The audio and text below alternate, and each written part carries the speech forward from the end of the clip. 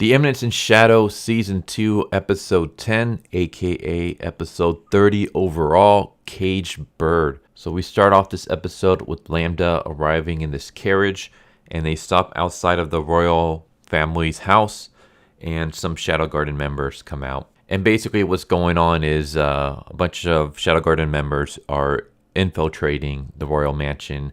They're basically taking on a bunch of positions like maids, cooks, stuff like that. And what they're trying to do is they're trying to discover the location of the Ring of the Black Rose and get their hands on it. That's why they're under disguise here. Meanwhile, Lambda is talking about Princess Rose's betrayal, how she doesn't really see it so much as a betrayal. Like, she says that calling it a betrayal would be kind of harsh given the circumstances. The circumstances being that she was trying to protect her mother, but she still feels like Princess Rose needs to be punished. And that's when we cut to Cid.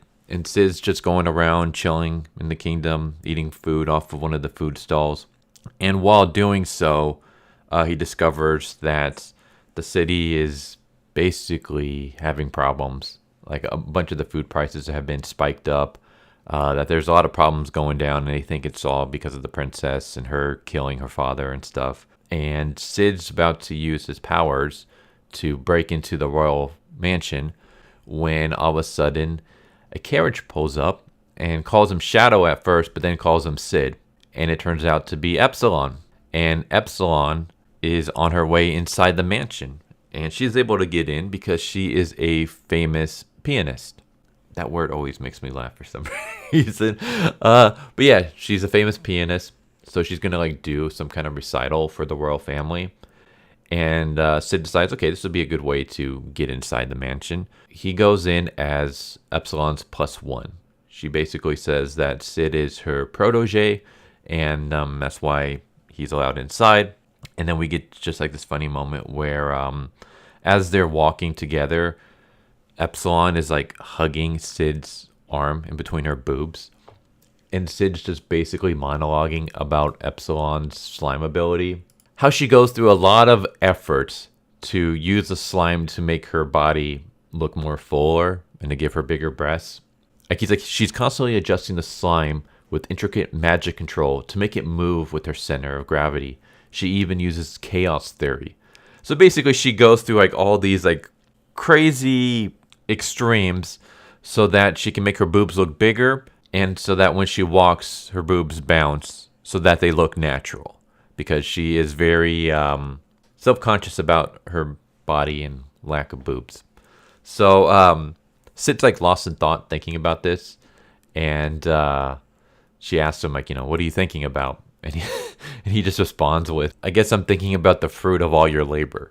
And she thinks that he's referring to the fact that she went through all this trouble to get all these Shadow Garden members inside the royal family in positions as maids and stuff, when really he's just talking about the fact that she's using magic to make her boobs look big and bounce.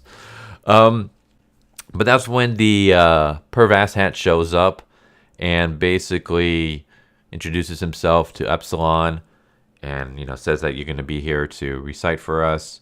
Who is this person next to you? She says, this is my protege. He basically explains that he's not on the list, and, we've had to change things because there are people who might try to break in and do harm to the royal family. For Cid to be able to stay on the premises, he has to prove that he's Epsilon's protege. And so he asks Cid to perform for them, to do some kind of piano recital for them. So then we cut to Cid, and he's playing the piano. He's playing Moonlight Sonata. And the entire audience is just transfixed on him. They're just amazed. They're man, this is beautiful. We get this hilarious moment where Epsilon basically becomes a fangirl, and she just pulls out a camera. She just starts snapping a whole bunch of photos of Cid as he's playing on the piano. And as he's doing this, he's leaking his slime out, and he's using it to steal a bunch of rings and jewelry from the royals that are watching him. And he also seems to notice something in Perv Asshat's pocket, and it's the Ring of the Black Rose. So he uses his wire power to cut a hole in Perv Asshat's pocket, and he steals the ring. He doesn't know that this is a powerful ring, but he just thinks it's some kind of fancy jewelry, so he steals it. And as he's continuing his piano recital, this maid shows up, and she stares at Cid, and she becomes transfixed as well. And that's when we cut to Epsilon and Cid in just kind of lounging out in one of the rooms in the royal mansion. And Epsilon's just talking about how beautiful the recital was and all that stuff.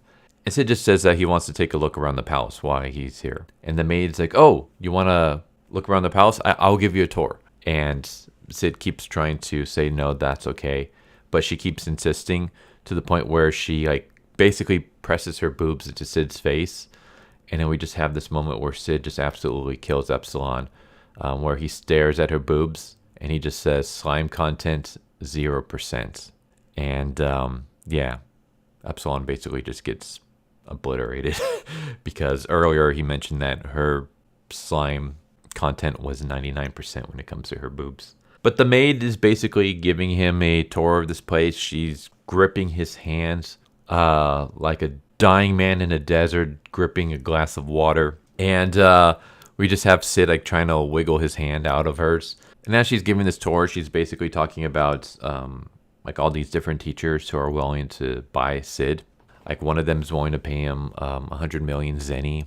Another one like 70 million zenny. And Cid's actually thinking about it. He's like, you know what, maybe I could, become a pianist and just make a bunch of money, especially if I'm getting paid like 100 million zenny a year. Like that's insane.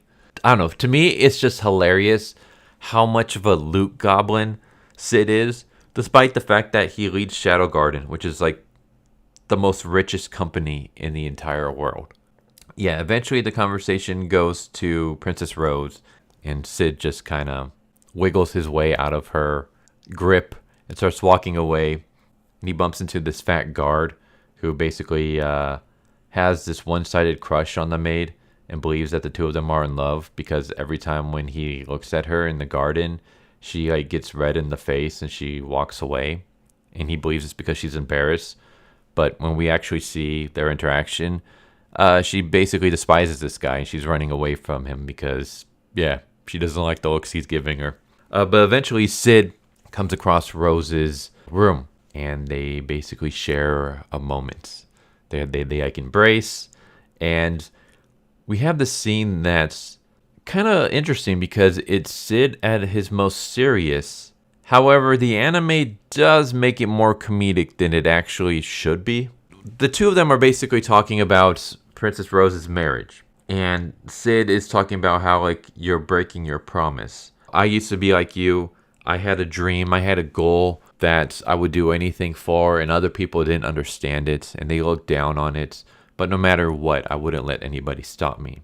And you were the same way. You had a dream as well. And Princess Rose believes that Cid's talking about their relationship, about them being together and stuff like that. What Cid's actually talking about is he believes that her dream is to become a tyrant. Like he's talking about his dream to be an Eminence in Shadow. And like I said, he believes that her dream is to become a tyrant. She believes that he's talking about the dream of them being together. And it's this serious moment where Cid's not acting. Like he's not playing a part. Like every time when we see Cid interacting with others, it's almost like it's scripted. He basically acts the way he does so he can continue living this mob life. But this is him actually like being 100% genuine. Yeah, like in the light novel, like I said, it's completely serious. The comedy comes from the fact that they're both misunderstanding what Cid's talking about. Cid's talking about her becoming a tyrant. She believes that Cid's talking about them being together. That's where the humor comes from. The anime changes it by introducing more comedy, where we have Cid talking about this serious thing, this, dreams and breaking the dreams and not living up to them and stuff. And as he's doing this, he keeps snacking on cookies and biscuits that Princess Rose has on her table. And even as she's like talking about, how she has to give up her dream and stuff like that, he's just constantly snacking on these biscuits. And he's like giving this serious monologue, and he just keeps shoveling food into his mouth. And we even have a moment where like he cups her face, and as he's cupping her face, there's a cookie in between his fingers. So I don't know. I personally thought it was hilarious, but I did think it was like, this is like the one time where Cid's supposed to be like genuine. He's actually 100% serious in this, and you kind of threw that away by having a cookie gag. It was a funny gag. I mean, it's a hilarious gag, but yeah, I don't know. What do you think about that for anyone who's read the light novel? Rose basically says that, Cid should leave and forget about their promise and dreams. We get this really cool transition scene where we see Rose looking at Cid, kind of like with a sad smile on her face. And then immediately cuts to her almost like she's getting ready for a funeral. And it's because she's talking to Perv Hat. And Perv Hat basically says, people said there were voices in here. Who are you talking to? And she's like, I wasn't talking to anyone. How can anyone get inside of here? And Perv Hat basically, tells her, like, don't talk back to me. We're going to get married soon. And she's like, we're only going to get married in name only. Then he starts choking her and starts basically saying, if you don't follow my orders, then I'm going to kill your mom. As he's talking all this stuff, Cid is actually just outside on the balcony listening to all this. And then he realizes, oh, okay, so Princess Rose is not marrying this guy of her own volition. She's being blackmailed into it. All right, so now it's time to do plan B. And then that's when we cut to Epsilon and 559. And they're talking about Princess Rose. They're talking about infiltrating the royal palace. Basically how they're trying to find the ring. And once they find the ring, things will be a lot better. Like, the ring is really, really dangerous. 559 basically says, is the ring that important? And Epsilon even gives this backstory about how once the Oriana Kingdom was being attacked, it was this great battle, and they were heavily outnumbered. So they used the ring, and the ring not only wiped out the enemy forces, but it just wiped out a huge chunk of the land, the map. It just basically erased it. So the ring is very powerful. If the ring is used within the city, it will destroy the entire city and just wipe everything out. So they have to get this ring. And this is kind of hilarious how they're talking about how they really need to get this ring. Meanwhile, Cid is in the next room in the hot springs, and he has the ring with him. And the reason he stole the ring was because he thought it was the wedding ring that Perv Hat was going to give to Princess Rose. And that's why he took it. He has no idea that this ring is really powerful. He just thinks it's an ordinary ring. Then we even get a callback to season 1 where Cid climbs out of the hot springs, and then he uses the towel to whip his own ass. I don't know why, but that gag just always gets me. Like, just Cid whipping the towel between his legs so that it slaps him in the ass. So, yeah, he basically walks in, sits down, and gets to live the life that every man would die of, because Epsilon starts giving him a personal massage while 559 kneels at his feet and basically feeds him fruit.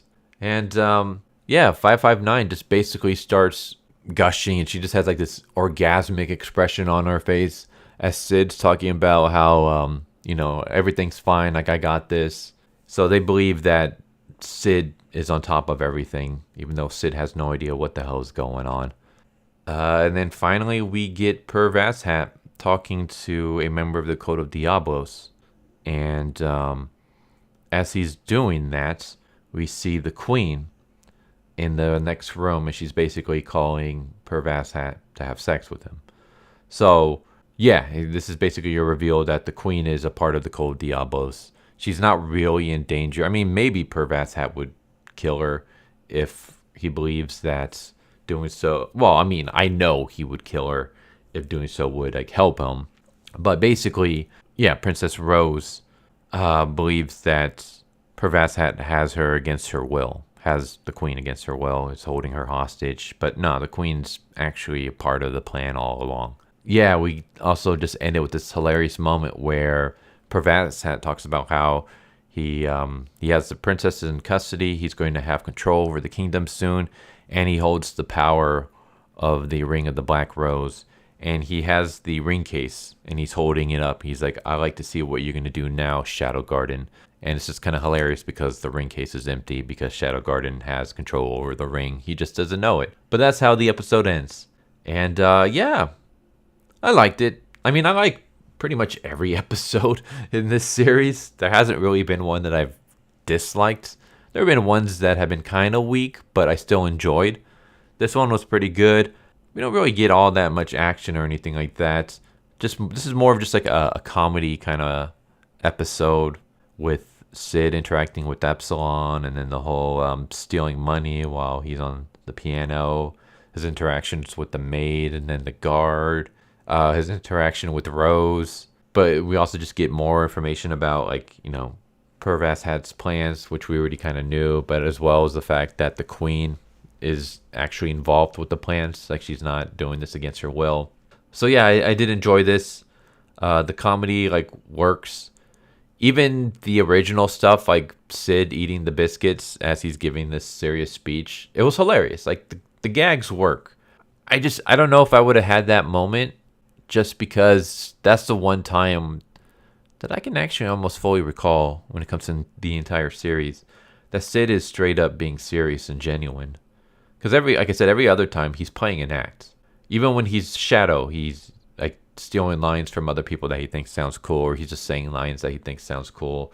When he's Cid, he's disguising himself as a mob character. None of his interactions with other people is really genuine.